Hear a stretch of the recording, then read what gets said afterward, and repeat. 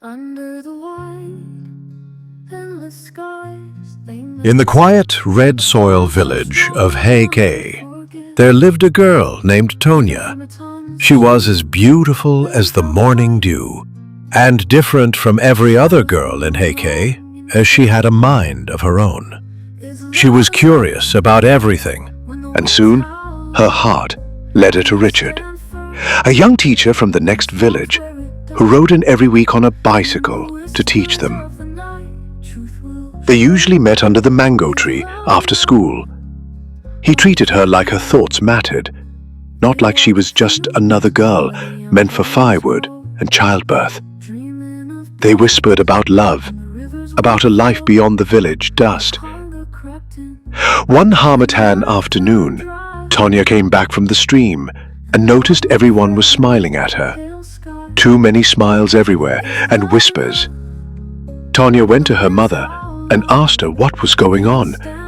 Her mother tapped the mat for her to sit, and then she told her her father had accepted Obi's proposal to marry Tonia.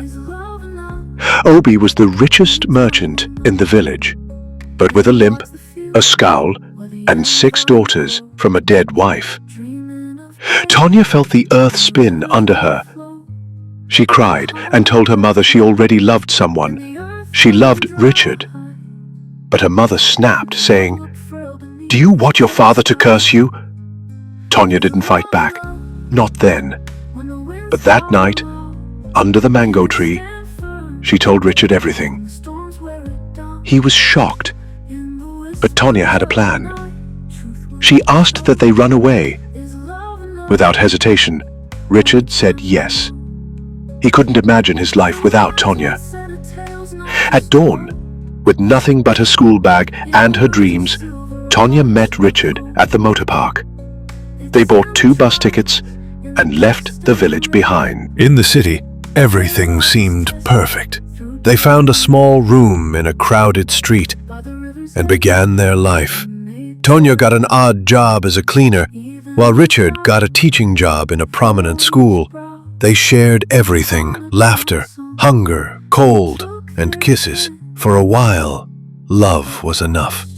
But then, the cracks began. Richard lost his job when the school shut down. He struggled to find another, so he began teaching students home lessons. But the money wasn't enough. Tonia also lost her job after a heated argument with a colleague. This made life hard for both of them. Every morning, the landlord came banging on their door, demanding rent. They ignored him, hiding inside the toilet.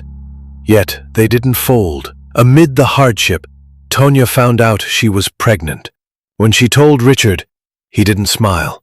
He simply said, "This is the worst time for a baby," and walked away. That night, Tonia cried alone, one hand resting on her belly, whispering comfort to the tiny life growing inside.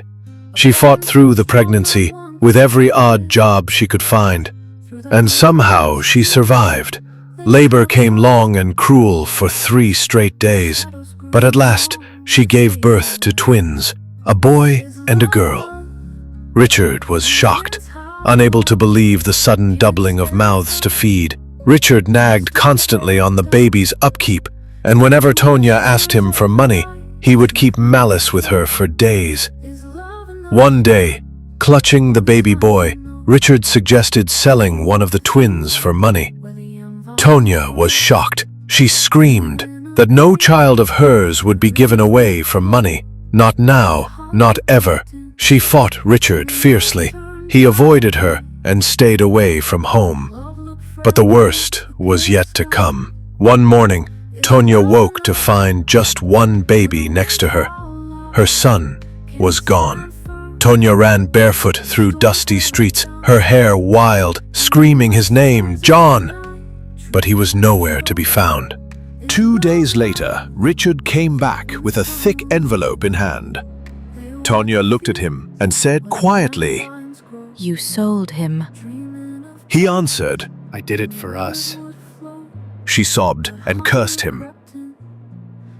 She could have left then, should have, but she stayed, lost broken, with nowhere else to go.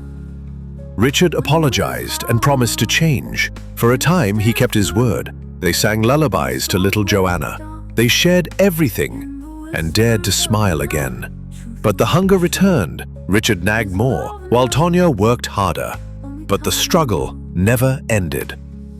One afternoon, Tonia returned from where she had gone to work to find the house empty. No Richard, no little Joanna. She felt something was wrong. Tonia hurried to the police station, desperation thick in her voice as she begged and pleaded that they help her. She described every dimple on her baby's face, every scar on Richard's arm.